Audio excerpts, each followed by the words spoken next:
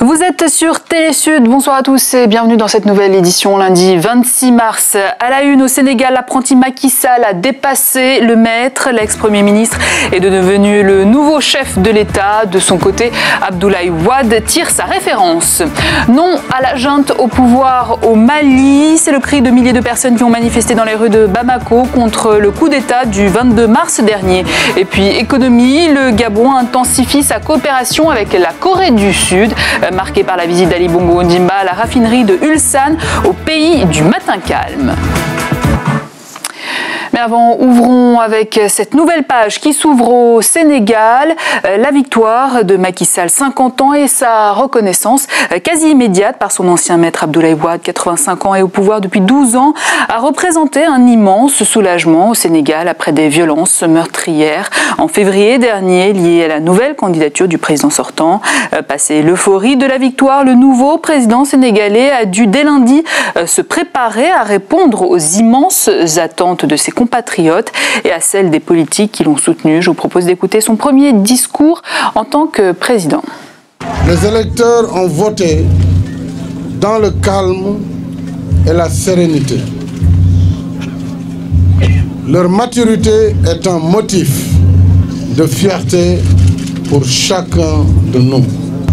Ce soir, un résultat est sorti des urnes. Le grand vainqueur reste le peuple sénégalais. Je salue également ceux qui ont porté leur choix sur l'autre candidat. Je serai le président de tous les Sénégalais. Ce soir, une ère nouvelle commence pour le Sénégal. Un scrutin qui fait aujourd'hui la fierté de tout un continent, et ce lundi, les déclarations de chefs d'État à travers le monde se sont succédées pour féliciter cette transition démocratique. Retour donc sur cette journée électorale avec notre correspondante Lala Si. C'est dans son fief de Fatick, à 150 km de Dakar, que le candidat de Benno Bokk Yakaar, Macky Sall, est arrivé dimanche. C'est aux environs de 10 heures et accompagné de son épouse qu'il a voté au centre de vote Thierno Mamadou Sall de Fatick. Le scrutin général du second tour de l'élection présidentielle s'y est déroulé dans le calme et le candidat de l'opposition y a été accueilli dans une grande ferveur populaire. Je constate, pour m'en réjouir, que la mobilisation est très forte ici dans ce centre Thierno Mamadou Sall où je vote habituellement avec mon épouse. Mais j'ai suivi également à travers les radios et la presse de façon générale que c'est la même mobilisation au niveau national. Cela montre simplement que notre pays est une démocratie majeure. Nous avons un peuple très mature et qui sait faire ses choix en toute lucidité et en toute responsabilité. De son côté, le président sortant Abdoulaye Wade a voté dans une école du Point E, un quartier résidentiel de Dakar. J'étais à Thiès, vous avez bien vu, les gens de Réumi, 80% c'est les gens de Réumi, au moins 80%. J'aurais au moins, j'estime 75% des gens de Moustapha Niasse, à peu près 85% des socialistes qui vont voter pour moi. On s'en apercevra ce soir ou demain. Ses partisans étaient venus l'applaudir, contrairement aux huées qu'il avait essuyées dans ce même bureau de vote au premier tour. Quelques échauffourées ont néanmoins opposé des militants d'Abdoulaye Wade à la police. Ces derniers, qui se réclamaient du chef religieux Cheikh Béthio Thioune, scandaient des slogans en faveur de Wade aux abords du centre de vote. Une initiative interdite, donc dispersée par la police à coups de gaz lacrymogène. Le Mali, toujours plongé dans la confusion après le putsch mené jeudi dernier par le capitaine Amadou Sanogo. Et ce lundi, des milliers de personnes ont donc répondu présents à l'appel d'un front de partis politiques et d'organisations de la société civile formées pour demander le départ de la junte. Diéné Madem, Leila Blibley. 21 ans de démocratie. Le Mali commémore aujourd'hui la révolution de 1991. À cette occasion, des représentants de la société civile et plusieurs hommes politiques dénoncent le coup d'État du 22 mars dernier et créent le Front uni pour la sauvegarde de la démocratie et de la République, FUDR. Le peuple se mobilise aussi et manifeste devant la Bourse du Travail de Bamako contre les militaires putschistes. Je pense que cela ne vaut pas la peine de faire un coup d'État. Nous pouvons nous asseoir et parler, discuter et voir qu'est-ce qu'il y a lieu de faire par rapport à ces problèmes-là. Même dans 2 jours, on peut réunir toutes les parties prenantes et mettre un gouvernement en place et aller de l'avant parce qu'il y a des dispositions constitutionnelles qui permettent cela. Les militaires disent qu'il y avait des problèmes de munitions, qu'ils n'étaient pas armés pour aller combattre au nord. Maintenant, moi j'ai des doutes parce qu'ils avaient des munitions. Il y a plus de 72 heures, on est en train de tirer n'importe où et n'importe comment. Moi je pense que le rôle d'un militaire, c'est sauvegarder les peuples. Le chef de la junte a rencontré plusieurs hommes politiques pour leur proposer le poste de Premier ministre. Je lui ai dit clairement ceci. Nous sommes contre le coup d'État. Nous exigeons le respect de la Constitution. Que les délais constitutionnels soient respectés. De nombreux jeunes demandent la reprise de l'ORTM, toujours aux mains des putschistes. Entre-temps, les rebelles gagnent du terrain au nord et se rapprochent de plus en plus de la ville de Kidal. En RDC, suite au dernier rapport de l'ONU sur les atteintes aux droits de l'homme durant la période électorale, le gouvernement rejette toute accusation. Son porte-parole, Richard Mouyège, appelle au rétablissement de la vérité. L'occasion également de revenir sur la position du gouvernement congolais quant au verdict du procès de Thomas Lubanga à la CPI. On l'écoute. Le gouvernement de la République s'est félicité de ce verdict de la CPI dans la mesure où il décourage ce type d'entreprise meurtrière dans lequel beaucoup dans notre pays sont tentés de céder.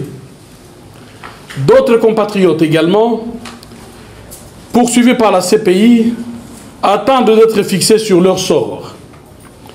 Le gouvernement poursuivra sa collaboration avec l'instance judiciaire internationale en tenant compte évidemment des impératifs de pacification définitive du territoire national.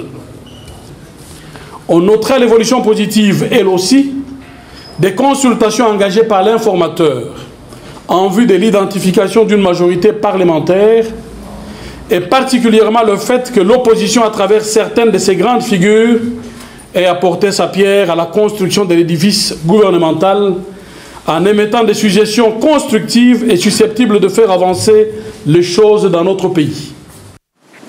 Le Gabon se prépare aux législatives partielles du 5 mai prochain. C'est dans ce cadre que la Commission électorale nationale autonome et permanente, la CENAP, s'active au renforcement des capacités de supervision des scrutateurs retenus pour surveiller les élections. On écoute à ce propos René Aboguela, président de la CENAP. Le problème, c'est que nous constatons que la plupart des décisions qui ont été prises, l'annulation qui a été prise, ont été fondées sur des irrégularités qui ne sont pas imputables aux commissions électorales, même si elles ne sont pas exemptes de tout reproche. Mais nous constatons malheureusement que les autres acteurs, que ce soit les candidats, que ce soit les représentants des partis politiques, ont eu un rôle souvent déterminant dans les irrégularités qui ont conduit à l'annulation des opérations. Mais il reste que la commission électorale qui est soucieuse d'améliorer constamment son travail, à juger utile, néanmoins de faire prendre conscience aux commissions électorales locales, aux acteurs du processus électoral, des situations qui ont conduit à l'annulation de ces élections et donc de voir dans quelle mesure on peut trouver des solutions permettant d'éviter que les mêmes irrégularités ne se reproduisent. Toujours dans l'actualité gabonaise, deuxième visite du chef de l'État Ali Bongo en République de Corée depuis son arrivée au pouvoir, venu pour prendre part au deuxième sommet sur la sécurité nucléaire. C'est l'occasion également d'intensifier la coopération entre les deux pays, avec notamment la visite de la raffinerie de Ulsan, Lazoa Bourneur. Ulsan est une ville industrielle de Corée. Elle est située à 400 km de Séoul, la capitale. Ulsan héberge la plus grande raffinerie de pétrole en Corée du Sud. Son activité en faveur de l'exploration, l'exploitation et la transformation du pétrole, le tout doublé de sa volonté affirmée de s'offrir des permis gabonais pour la recherche de l'or noir et son exploitation, ont fini par convaincre le président Ali Bongo Ondimba de choisir SK Energy pour animer le partenariat public et privé entre l'État gabonais et le groupe Samsung. Les responsables de SK Energy, en tête desquels Lee Jae-yuan, se sont fait fort de présenter au chef de l'État Ali Bongo Ondimba les contours architecturaux et technologiques de l'usine, incontestablement la plus importante de Corée. SK Energy a le mérite d'assurer l'essentiel du ravitaillement en produits pétroliers. C'est fort justement que le président de la République trouve en ce partenariat naissant l'opportunité de concrétiser le projet de construction d'une future raffinerie de pétrole à Port-Gentil. Une unité de production prévue pour avoisiner les 50 000 barils jour. Un intérêt mis en exergue par le chef de l'État dans le livre d'or qu'il a signé à l'issue de la phase de présentation. Et un mot sur cette journée de grève générale qui se prépare pour ce mardi au Burundi. Un appel lancé par le collectif contre la vie chère pour obtenir notamment la suspension d'une récente augmentation du prix de l'eau et de l'électricité, une augmentation de 300% en moins de 2 mois.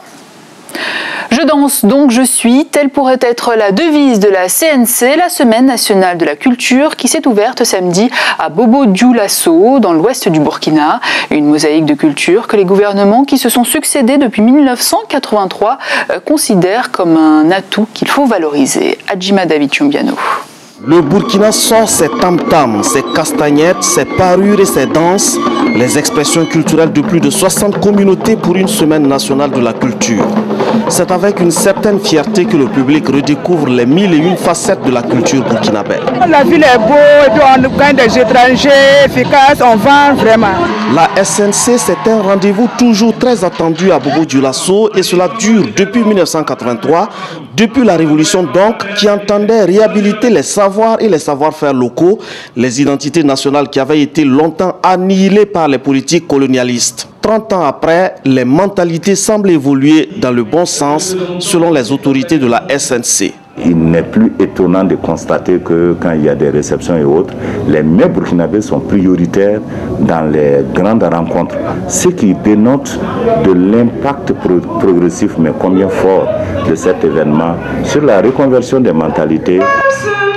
Au-delà du volet festival et exhibition du potentiel culturel burkinabé, il y a une dimension compétition soutenue par les grands prix nationaux des arts et des lettres qui récompensent les meilleures créations dans les catégories littérature, art du spectacle, art plastique, art culinaire et sport traditionnel. Les 2000 artistes qui participent à cette édition vont tenter de décrocher ces couronnes. En plus d'être une capitale économique, Bobo-Dioulasso renforce sa réputation de capitale culturelle au Burkina Faso avec l'inauguration de ce palais de la culture. C'est dans cette cuvette de 1500 places que vont se dérouler désormais et dans les années à venir les compétitions du Grand Prix national des arts et des lettres. Et c'est ainsi que s'achève cette édition, mais avant un dernier rappel des titres, après l'effervescence de la victoire de Macky Sall au Sénégal, les défis du nouveau président sont immenses. Parmi les urgences, la situation alimentaire. La classe politique malienne, largement unie dans un front du refus, a marché ce lundi à Bamako pour demander le départ de la junte qui a pris le pouvoir par un putsch jeudi dernier. Enfin, visite du président gabonais Ali Bongo Ondimba en Corée du Sud. Au programme notamment une visite de la raffinerie de Ulsan pour une étude de faisabilité du projet de raffinerie au Gabon. Voilà, fin de ce journal. Tout de suite, retrouvez le JT Sport avec Ahmed Parezo. Quant à moi, je vous donne rendez-vous demain pour une nouvelle édition. À demain.